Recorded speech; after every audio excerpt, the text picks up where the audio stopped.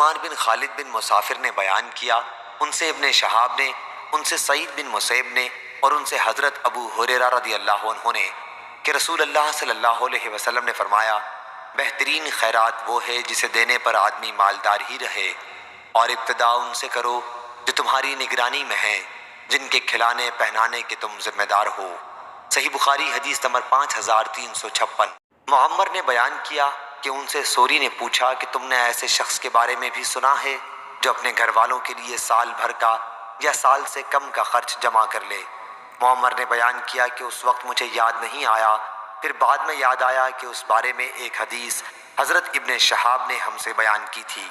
ان سے مالک بن اوس نے اور ان سے حضرت عمر رضی اللہ عنہ نے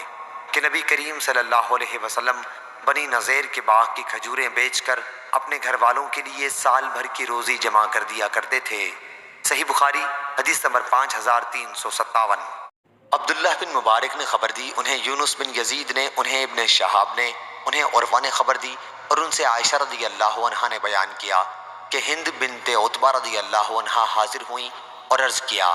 یا رسول اللہ صلی اللہ علیہ وسلم، ابو سفیان ان کے شوہر بہت بخیل ہیں، تو کیا میرے لیے اس میں کوئی گناہ ہے اگر میں ان کے مال میں سے اس کی پیٹھ پیچھے اپنے بچوں کو کھلاؤں؟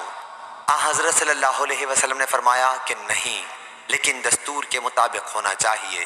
صحیح بخاری حدیث نمبر 5359۔ عبد الرزاق نے بیان کیا، ان سے معمر بن راشد نے، ان سے حمام بن عینہ نے کہا کہ میں نے ابو ہریرہ رضی اللہ عنہ سے سنا کہ نبی کریم صلی اللہ علیہ وسلم نے فرمایا،